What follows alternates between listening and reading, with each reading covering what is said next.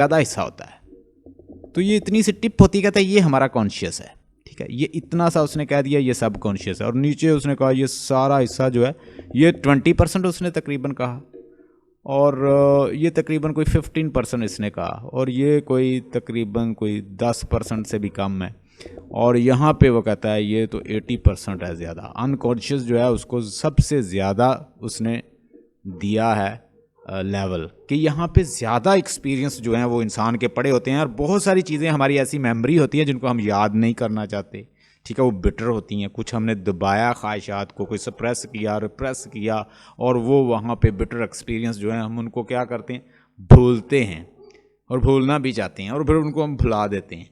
लेकिन उसको याद करने के लिए वो कहता है किसी साइको एनालिस्ट की ज़रूरत होती है, वो आपको दोबारा से याद करवा सकता है। उसके बाद कहता है इसकी डेथ होती है, died of the cancer of the जा